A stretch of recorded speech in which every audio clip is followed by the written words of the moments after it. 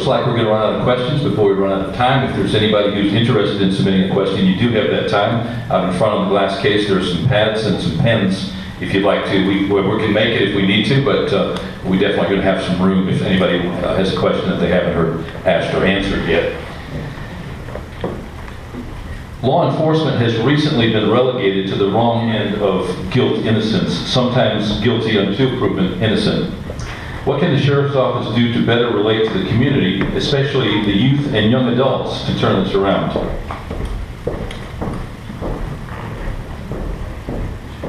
Me? I think I just said it, and that's what it boils down to, is getting back in our communities. We're experiencing it so much. You know, and as I said to begin with, one of the biggest issues that is facing law enforcement at this time is safety. And we've got to get back, and you know, it seems to be, and it's not the local media, it appears to be the national media has driven a wedge between law enforcement and their community.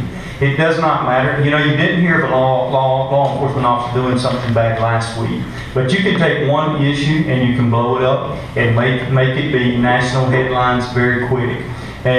But the thing is that we have got to put our officers back in the areas relating to the guy that's out there on the show. You know, he may not go to the phone and he may not call to say that he saw a vehicle that just passed by for the past 2 days without a tag, loaded down with property. But if you are in that area, in that community, and that law enforcement officer's out there, he may stop and he may let him know what he has been seeing. So it's getting in our schools, educating. It's educating on our churches. I've been giving active shooter classes in our churches. I've been teaching, and I've been doing all this free of charge, going to our churches and educating them on active shooter, educating them on church security, educating them on drugs, educating them on everything involving law enforcement. And that's where we've got to be, people. We have got to get back in the areas, building relationships with our community. That's where we have to be.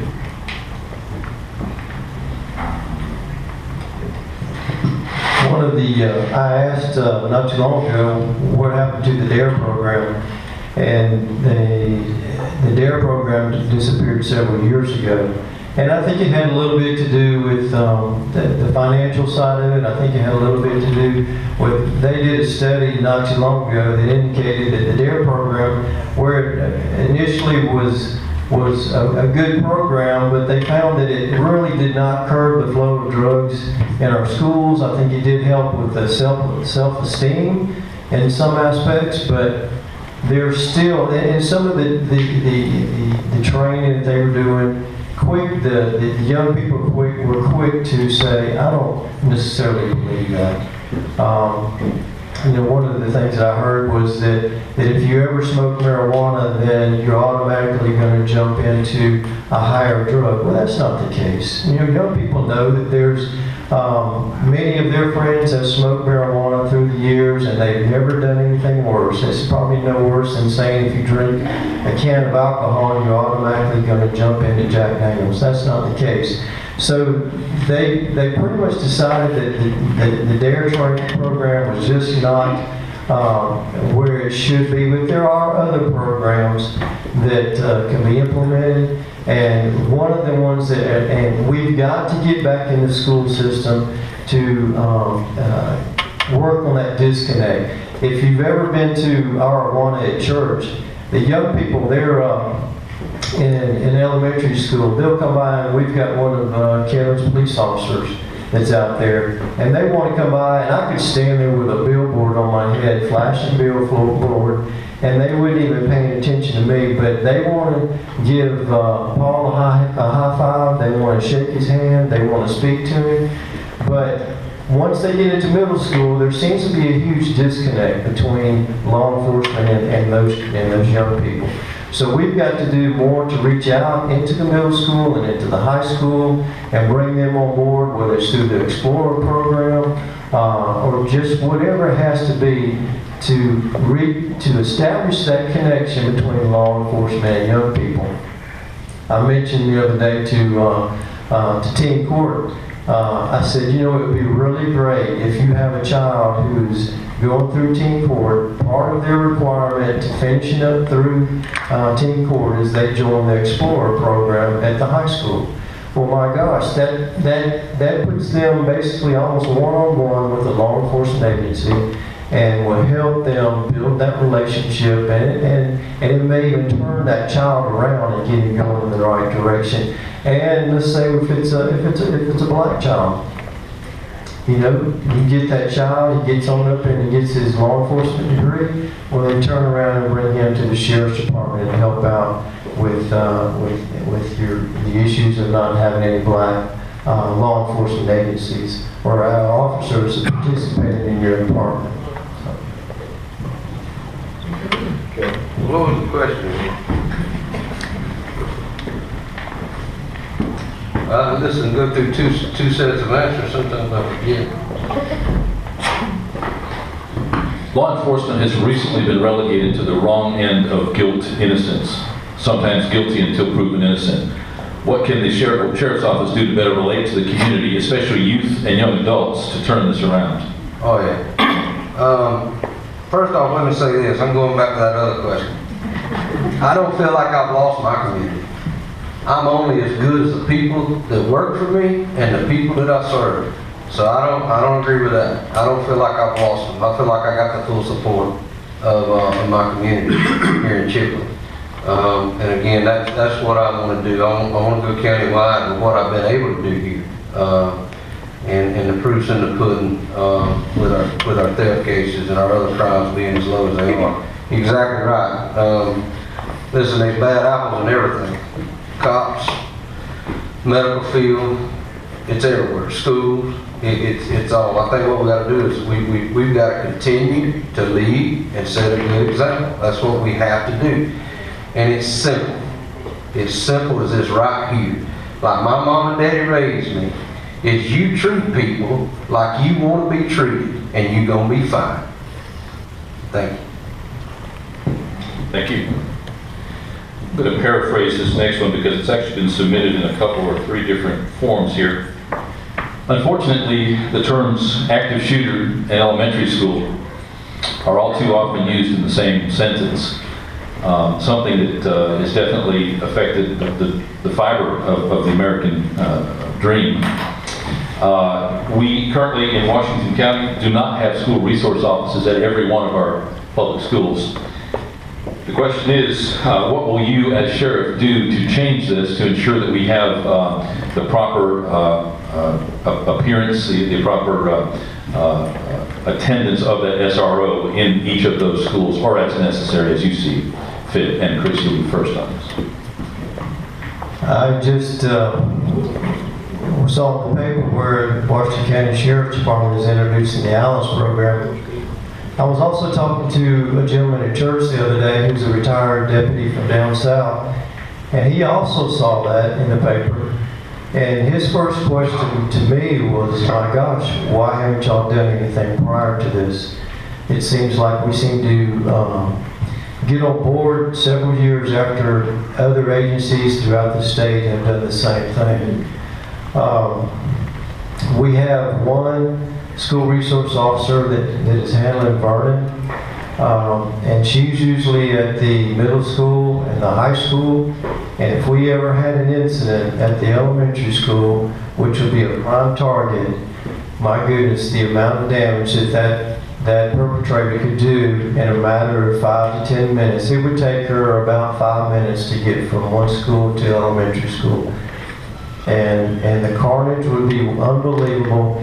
And then you also have to deal with parents in this day and time of media and social media. You're also going to have to deal with parents showing up, and they even be in, let's say, in the Vernon area, they may even show up with guns, protecting their child, trying to find their child. It's going to be a huge mess, but what I want to do and what I'll set into place, there will be a plan to where when the dispatcher gets that first call, she's going to be going down the line, contacting everybody that needs to respond, including the Sheriff's Department, the Florida Highway Patrol, Game and Fish, whoever those local officers that may be close enough to respond initially and make entrance into that building to stop the bloodshed.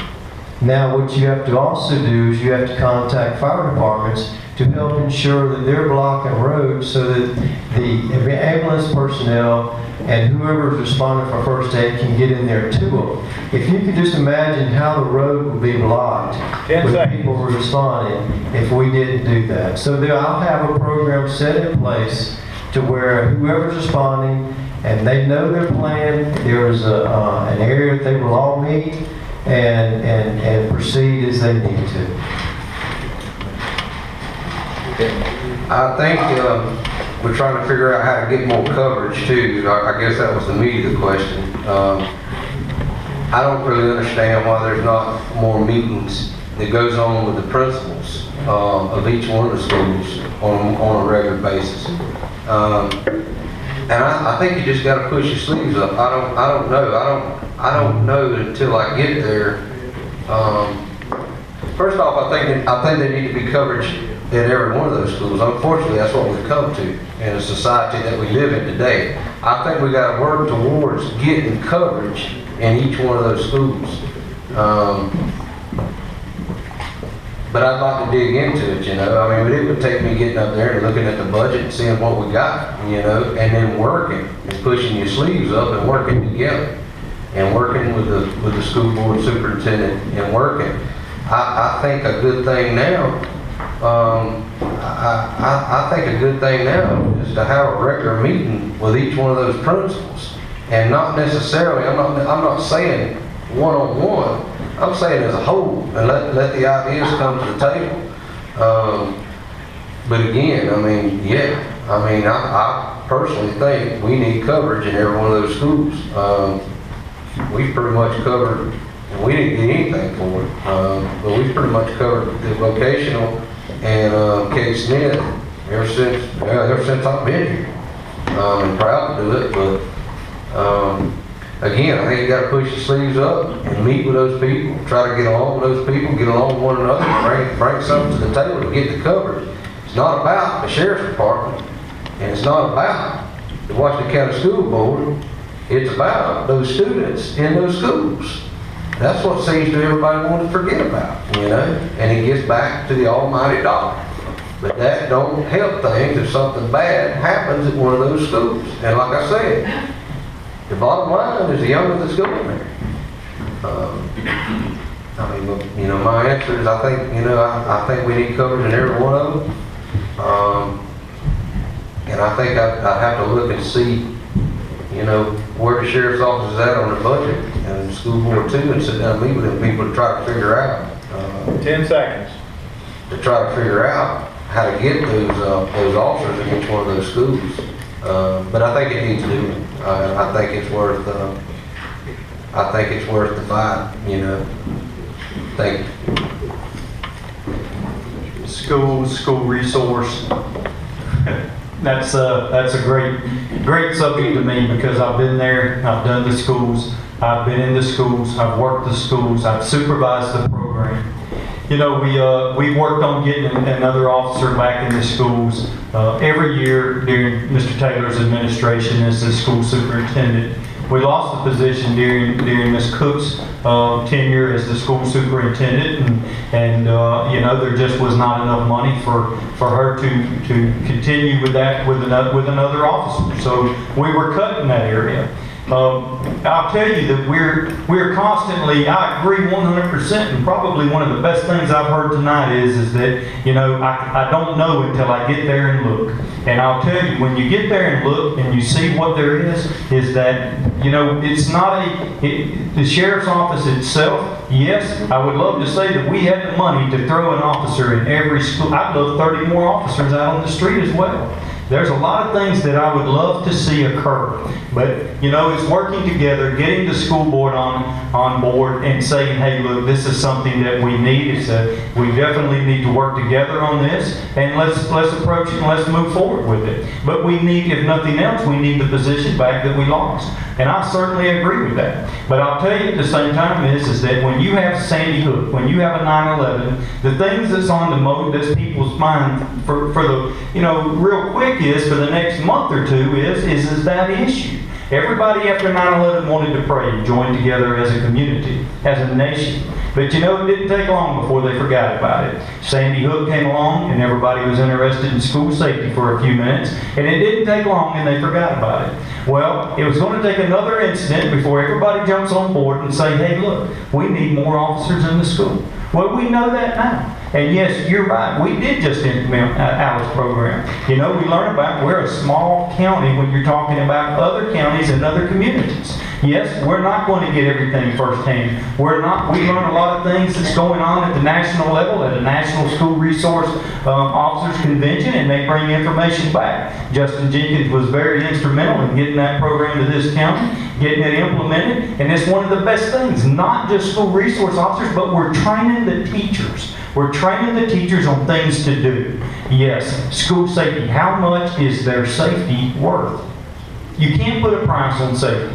You can't put a price on kids' lives. You can't put a price on the lives of people in your community. You've got to continue to pursue the avenues it takes to move forward. Thank you. We've got the next question in a couple of different formats. One of them is, why are you running for office? And the other one is, why do you want to be sheriff? I think we could argue that it's basically the same question. Kevin, you'll start this round. Simple. I want to do what I did here. I want to go countywide with it. I've gotten the calls for years from the Wausau, the Vernon, the Ebro, the Carroll. I've worked in every one of those communities since I've been here. I've gotten those calls. Those calls will usually come after they read about a drug bust in this city, and they want me and this crew to go down there. They're tired of living in the conditions and the neighborhoods that they're living in, and I'm the man to do that. I want to get into those communities. Listen, I don't think it come to me until I started campaigning a little bit, but again, you know, my background is the drug work, and I think it really hit me after my campaign. In 1992, 1993, early 90s anyway, I'd be working up here, working a beat in a marked unit, in a uniform, as a police officer, and I'd be on the midnight shift, and it would be 1 and 2 o'clock in the morning. And I would see a woman, and sometimes a man, or sometimes both. And then I'd see the little babies in the back seat of that car, sometimes with nothing but a diaper on, trying to sleep at 1 or 2 o'clock in the morning, and the parents, or one of the parents, trying to buy crack cocaine. It tugged at me then, and it tugs at me now. And ever since then, and that was a long time ago, ever since then, I've had a love for that part of this job. That stuff has ruined way too many families. There's way too many grandparents raising grandkids on count of it, okay? And as long as I am breathing air and wearing a badge, I'm going to fight. I guarantee you that. And like I said, you know, I hadn't stopped yet after 14 years, and I hadn't got tired. And I know I'm just catching another gear right now. I've set myself the biggest goal of my life, and I'm doing everything I can to reach that goal. But in a nutshell, I want to do what I've done here. I want to do it countywide in every one of these communities in this county that we live in. I've got the knowledge, the training, and the expertise, and the work ethic to get it done. Thank you. I remember when I first decided that the sheriff's seat was something I would seek, and that was in the early 90s when I first started law enforcement.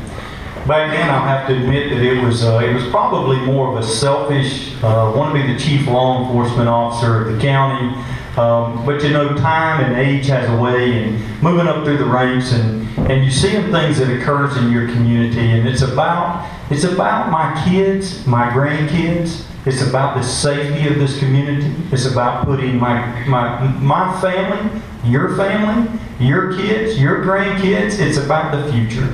And that's why I want to be sheriff of this county, to ensure a safe county for our future, to protect and to serve this county at the highest level possible. And that's exactly why I want to be sheriff. You know, if I could quickly go back to the last statement that was made. I know there's grant money out there that will help assist with school resource officers. And it's just a matter of writing those grants and applying for those grants to assist and make the county and the school system better. And as far as the sheriff's race, I spoke earlier and said, you know, being classified or having the title of the sheriff doesn't mean anything to me. I'm just looking for the opportunity. There's a lot of opportunities that need to be addressed in Washington County. Whether it's making the employees of the Washington Sheriff's Department better employees, working with them, getting them to understand that this is how you treat people, this is how you work with people, and this is how you do your investigations. You know, there's so much that needs to be done at the Washington County Sheriff's Department to get it back on track and in the direction that it needs to go, to where other agencies are working with us. There is no way that one drug law enforcement person within Washington County can take care of all the drugs that are outlaid in the county. We've got to go out and we've got to ask DEA for help. We've got to ask FDLE for help. And I'm that person. I've already had the contacts and the relationships with those sheriffs around the county of Washington County that I could call on and bring them on board and get them to help us. And it doesn't necessarily have to be just drugs. You know, a few years ago or a few months ago, we had issues of break-ins. My gosh, why can't we get other agencies involved and have them be part of helping us solve those crimes that are going on in Washington County, whether it's drugs or break-ins or what. But I would just love the opportunity to serve the citizens of Washington County and make this place a better place to live. Thank you. Thank you. We've got about 30 minutes left in the forum. You guys good? Need a break? Can you last 30 minutes? Let's go. What'd you say, Kevin? Let's go. Just for the record, Kevin, it's not the VOTEC anymore, it's Florida Panhandle Technical College. I'm paid to say that, so I'd be Arthur Compton to beat me up if I didn't bring that to your attention. Offering over 40 degree and certification programs right now, as a matter of fact. Thank you very much. Flocka, crocodile, bath salts, molly, butter, gravel, and other designer drugs wax and wane in their appeal and appearance to our youth. What can you as sheriff do to stay better informed and to better inform our parents and teachers about the new drugs as they appear? And I believe Mark can go first on this. Education. It boils down to doing what we've talked about, is getting out and educating our people. We've done that. We've been in Kiwanis and different organizations. I gave a presentation there on Flocka and bath salts and different things. And you know, it's the same thing. And we know that these drugs are issues. They're starting to become issues. Have we seen them at the great influx? We've not seen them at the great influx yet, but we know that they're here. We've seen a few cases here and there, but we've got to educate. It boils down to educating not only people in our civic organizations, educating people in our churches, educating moms and dads, educating people at PTO, educating wherever we can get in our word and let people know what's happening. But that's what we need to do for our communities, to be able to let them know what's happening in the drug world, the drug trade. We've got to let parents know what to be looking for. What are the signs? What are the symptoms? What do you need to be looking for in your kid when he's coming home and he's being very recluse and he's hid in the bedroom and he's in there playing his Xbox or whatever it is he's doing? What are the things that you need to be looking for? So yeah, absolutely, it's through education.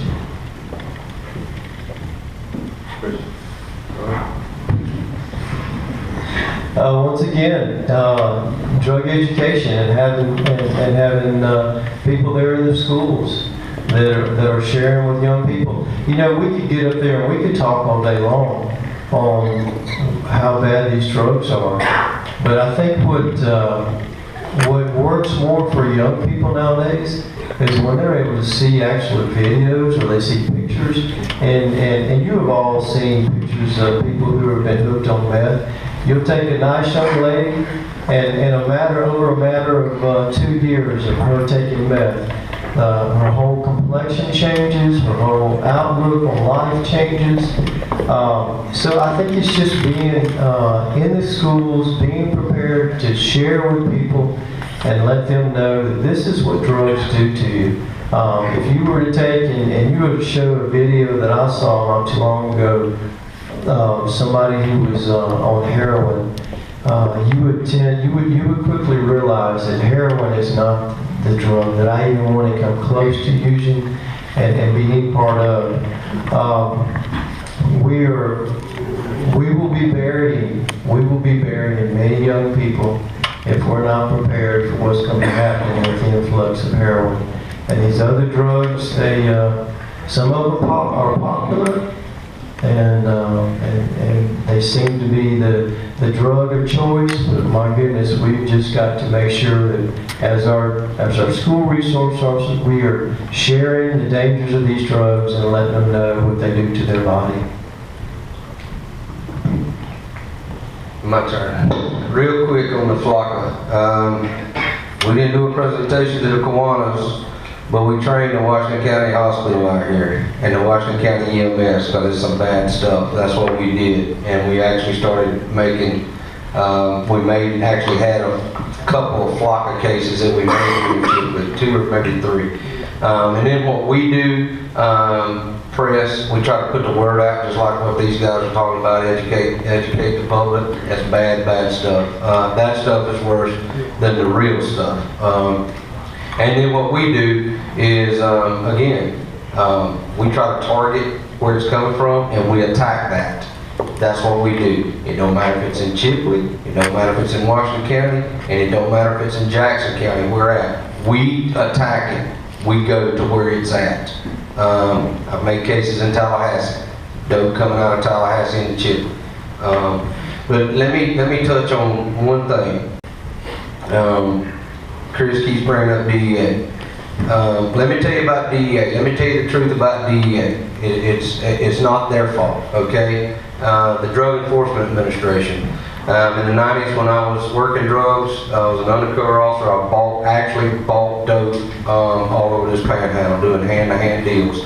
Back in the day, this is how it worked. Back in the day, we would do dope deals, and we would get what's called weight. You know, get a sizable amount of drugs off of one person at the state level. That's when we charge them here at the courthouse in Chipley, and we go through the state attorney's office. Back in the day, we didn't get what we felt like the prison sentences didn't. It wasn't as strong as what the weight of the dope that they were charged with bringing into our county. So we would take those cases and we would go federal with them through the U.S. Attorney's Office out of Panama City or Pensacola or Tallahassee. And I've actually testified in federal court in Pensacola, Tallahassee, Jacksonville, Panama City, Dothan. So we would go federal with them because through the feds we would catch somebody with a lot of weight bringing dope in here to our kids. We'd get a 3 to 5 year sentence at the state level. If we went federal back then, we would get a 10, 12, 15 year sentence. That's why we did it, to get them out of here because they was bringing dope in our county. That changed. That changed under President Obama, and it changed under Eric Holder. Eric Holder sent an email out to all these field U.S. Attorney's Office nationwide, and they wanted those drug cases now, they wanted some kind of violence to go with it. Meaning, that meant that, okay, when we would do that, they would want us to have a gun on it, or now the U.S. Attorney's Office don't take those cases no more. So then we went to some of the same cases we was doing. The Fed sentence became lighter. And we were getting a better sentence at the state level. So now, we're back at the state level. But I can tell you that's when it changed. It was 8 years ago when Eric Holder was the Attorney General of the United States. An email went out, a memo went out to every one of these U.S. Attorney's offices in our country. And then that was their way of saying, stop it on the dope, okay? If you want to know the truth, stop the dope cases, because they wanted us to put a gun in everybody's hand. So that kind of killed us there. So it's not what it used to be. It's still a very, very good agency. I've worked with them for going on 20 years now. I've worked with them.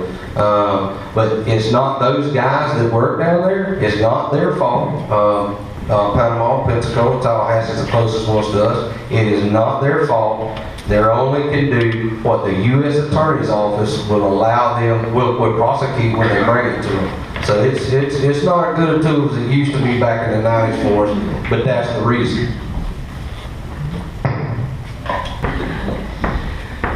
Next question. How can we improve mutual aid with neighboring law enforcement agencies in cooperation between Washington and surrounding counties? And I've lost track of who started. I'll leave it up to these guys. We're going to be lost, of course, than me. Kevin, actually, Kevin, I think you started that last one, didn't you? He did. And y'all are armed. Why don't we just do a drawdown on this? Now, go ahead, Mark. Why don't you go ahead and start? We have a good working relationship with all the neighboring counties. There's no doubt about it. You know, I remember a few years ago when Sheriff Johnny Mack's wife was killed in a situation over there. And I picked up the phone and called Jackson County and said, hey, look, I know y'all are all busy there at that sheriff's office and taking care of that situation. Would y'all like for us to go answer calls in that county? Absolutely, they said. So we sent officers to Jackson County, picked up the call, and started answering calls for Jackson County. A few months ago, I received a call from, actually it's been over a year now, when Holmes County had a double homicide that occurred, and man and wife was killed over there, and Holmes County had the same thing. They had, I called over and I said, hey, look, I know y'all are tied up. Is there anything we can do for you? Well, as a matter of fact, there is. We've got another situation occurring in Holmes County. Can you take care of that? And send some officers over to help us with that. So yes, we have a great working relationship. I've been to Bay County and helped Bay County with a lot of different cases. I'll tell you that we have a great working relationship with Washington County, the correctional institution, with the K-9 team. If we've got a situation, all we have to pick up the phone, and Sergeant Cooper, Kel Cooper, and the different ones with that agency, they don't mind. They love it. They love training. We've got a great working relationship with those agencies as well. So we're going to continue to build on relationships all the way around, from local to county to state. We're going to build relationships and continue to nurture and foster those relationships.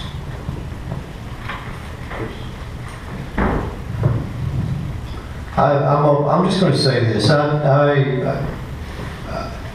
been out of law enforcement for 2 years, working with the Florida Highway Patrol. I retired, and I just hear different stories from other people. My son-in-law, who's currently now with the dog team with the Washington County Jail, out of Greenhead, they don't get any more calls from the Washington County Sheriff's Department, where other agencies around here are getting called all the time. So I'm not hearing the same thing, but I'm not there day in and day out working with these guys. So I know there needs to be some done. I know there needs to be some work done to building a working relationship between all the counties in this area in the Panhandle, because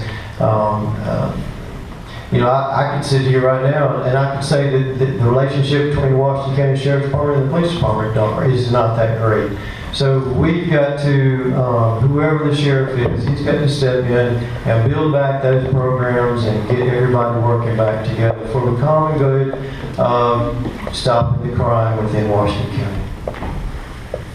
Kevin, before you start your answer. Oh, that's a good question. I've been instructed, I'm not a politician, I've been instructed, I've got some people trying to help me out in this thing and stay positive and talk about myself, and that's what I'm going to do. Let me talk about me. Chipley Police Department. We're task force 7 days on Sunday. It's the only way to do things. Everybody up here is small. The agencies are small. And when you hear task force, let me tell you what it is. It's combining manpower, basically. That's all it is. It's combining manpower. And I don't know anybody that wouldn't think that would make sense. We're the only agency probably up here in the Panhandle. You know, we wish the guy resigned. He got another step up, a promotion with another job. I actually had that guy task force with a federal agency. I've been task force. I'm the first task force member of the Washington County Drug Task Force, going all the way back into the 90s. I have instrumented putting a tri-county, you know, Jackson, Holmes, Washington, Chipley PD task force together to combat these drugs. So, I mean, I'm doing that now, and I'm telling you that's where it's at. We're task force with Jackson County. We're task force with Holmes County. We're task force with the feds.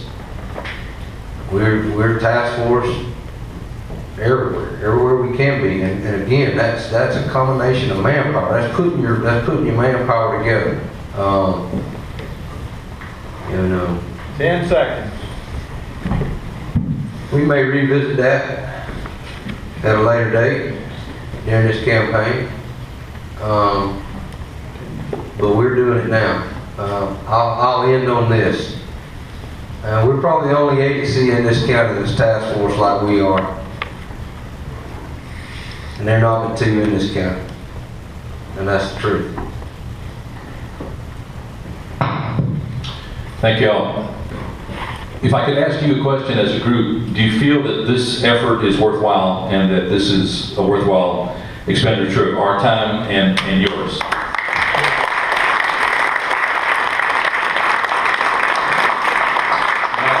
Not looking for a compliment, but we do intend to go forward with these, and it's important for us to get a temperature check, if you will, to determine whether it's worth your time.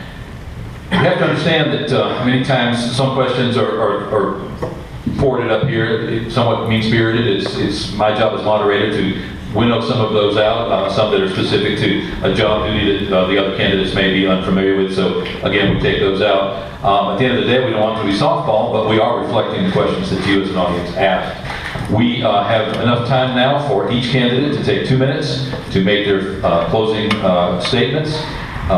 We could possibly do another round, but I was always told by the people that mentored me to leave them wanting more. So we're going to leave after these 3 candidates have that 2-minute opportunity. Todd, if you'll continue to time.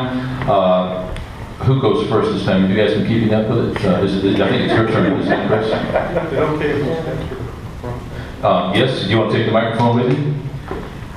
By all means. I'm just trying to figure out if you're going to, we may get a little feedback, but your wife is used to that, right? If I stay by you. Yeah, safe place to be. Thank y'all for the opportunity to be here tonight. I appreciate y'all coming out and listening to what we had to say. There's a lot of things that I would like to do if elected sheriff.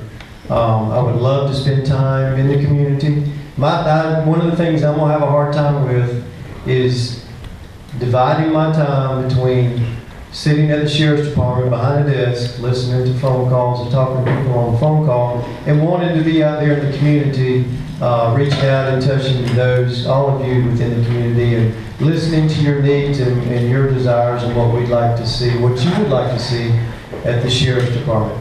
I know there's a lot of things that need to be done, a lot of changes need to be made. We need to build the morale of the sheriff's department. That way we can slow down this open door, this revolving door policy that we have, where we train them for 2 years, and after they get their training, they go somewhere else to work. So I will work hard to ensure that we build a morale and eventually try and build a better pay for these employees to where they want to stay and be part of our community. And you know, I've been, like I told you earlier, I've been all over this state of Florida, and there's no better place to live. Just take my word for it. If this is the only place you've ever lived, there is no better place to live than in here in Washington County. The people are sweet, they're good to you, they give the shirts off their back to try and help you do what you need to do. And if elected sheriff, what I'm going to do is I'm going to be calling on each of you to assist us, the sheriff department, in doing some of the programs that we need to do to get implemented to make this county a better place, whether it's having anything to do with the schools, with the community itself, whether black or white community, just wherever, north or south end. I'm going to be asking each of you to help me to ensure that this place is a place that we want to raise our kids. You know, years ago, did you call Tom again? Oh, gosh. You know, one of our great personalities that we've grown to know over the years, and that's Mark Twain. Mark Twain said one day, he said, "While I enjoy progress, I hate change." And we all enjoy the progress we've made in medicine and technology, but what is sad is we can't allow our kids to play in the front yard anymore for fear of them being stolen. We constantly have to worry about where they're at and what they're doing, and we're constantly worried about their safety. So as your next sheriff, I will work hard to ensure of our safety of our students and kids. Thank you. Thank you.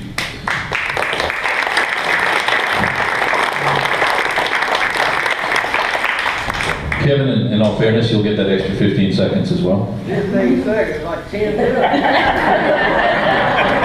Everything's relative, my friend. But you are next. Hey, thank y'all for having me up here. You know, a leader's only as good as his followers. I can tell you that right there. I got a good crew that makes me look good. This community that I serve, they good to me. I want to be your next sheriff, and I'm the real deal. I don't say that bragging. I don't mistake me. But look at my record. Listen, this job has become it's a working man's job. Okay, that's what this job is. It's a working man's job. If you ain't got a good, strong work ethic, I mean, you know, you're just gonna get by. And I don't think our county is just like our country. I don't think this country can afford to go another 4 years like we've gone. Okay, I don't think we can afford that. I don't think this county. You've heard everybody talk about the drugs and all, and frankly, it's true. I don't think our county can go, and we need to wait to train somebody. Good guys, okay? I'm not taking jabs. Good folks, good folks. I've been through it 14 years ago. It's a big deal when you go from the man asking the questions to the man answering the questions. And I've been answering the questions for 14 years, and we've got the record to back it up. Again, 2 months ago, 10 weeks ago, something like that, you know, we was honored by what an article come out in our local paper talking about the city of Chipley, one of the lowest murder rates in the United States. 24 years, and that's a first. But that's what we strive for. That's the goal that we set ourselves right there. And we strive that as leading, you know, any law enforcement agency. That was a big deal. We're proud of that. But it takes a lot of hard work. It takes partnering. We don't do this without our community. We don't do that. We've got to have them. I mean, they're the telephone calls that comes in. That's what we got to have. I have the experience. Like I said, 24 years of doing this. I've been trained all over the southeastern United States, from the federal government to, you know, the state attorney's office right here in Chipley. You name it, I've been there, I've done it, I've received the training. I had the chance to go to the FBI Academy 2 times. And I can tell you why I didn't go. That's roughly speaking about a 3-month course. And at that time, we was raising teenagers. And I wasn't going to leave my wife raising them young ones. And I wanted to go, but that's the reason that I didn't go. 2 different offers that I had to go to that. Now I did go up there to their camp and trained up there on 2 different occasions. But again, it's a drug related. Again, I don't think we're at a point in time that we need to train a sheriff for this county. I'm ready to, if something happened and the governor called tomorrow and said, son, Cruz, I need you to take over, I'm ready, okay? And again, I'm not bragging, but I've been through that transition. I've been through that transition 14 years ago. Neither one of them's got a clue to what I'm talking about, okay? Because they ain't been through it. And again, that's not stabbing at neither one of them. That's just talking facts. I was just like that when I took this job over 14 years ago. I'm ready to go. Like I said, I'm a working man, and I'm an honest man. And thank you for hearing me out here tonight.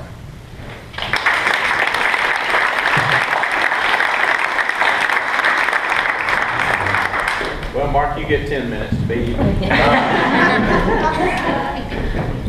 Sheriff, if you start squealing when you get in front of those speakers, just be ready to back up. All right. You know, I've sat and I've listened to a lot of things tonight, and I've heard about drugs and drugs in the county, and the county's being overran with drugs. And I'll tell you this, does Washington County have a drug problem? You doggone right they do. Washington County has a drug problem. In the 1990s, we had a drug problem. In 2000, we had a drug problem. Today, we have a drug problem, and I can assure you it does not matter who gets elected tonight or in August. We're going to have a drug problem then as well. Drugs are not going away. The reality is they're not going away. As long as people have an addiction, they're going to feed it. I can tell you this as well. You ban fried chicken tomorrow, and I'm going to find a way to get it. That's a fact. Now, I'm here to tell you, folks, I've heard things like drugs leads to property crimes. Drugs leads to all different kinds of crimes. Drugs leads to everything else. I'm holding FDLE's UCR report from 2015. We're down in every area of crime in this county. Every area. We're down in property crimes. We're down in violent crimes. We're down in every area with a 45.7% clearance rate on our cases. The state average last year was 28%. We're almost double. Now, folks, I'm not here to tell you that we don't have a drug problem. I'm not here to tell you that there's not issues at that sheriff's office. I'm not here to sit here to try to feed you something that you're not going to buy into. I'm here to tell you that I know what's going on in that sheriff's office. I know what's going on in that 200-man jail. I know that the inmates that goes there, they're served over 100,000 meals a year. They receive over 10,000 medical calls. We have 600 square miles in this county. There's 25,000 people in this county. We answer 35,000 calls a year to Chipley Police, Washington County Sheriff's Office, Chipley EMS, and Chipley Fire. Now, I can tell you at the same time, I'm familiar with a $4.2 million budget, the incomings and the outgoings. I know what monies we have at that sheriff's office. Now, I'm here to tell you that in August, you're going to be able to make a decision on who's going to be the next sheriff of Washington County. I ask you to choose experience. I ask you to choose qualifications. I ask you to look at what's going on, who knows what. Because I don't care if you're the superintendent of schools, I don't care if you're the supervisor of elections, I don't care what job you hold. You need to know what to do day one. Day one. And I can tell you, if you're looking for the person that knows what to do day one, you're looking right here. I know what to do day one. Thank you.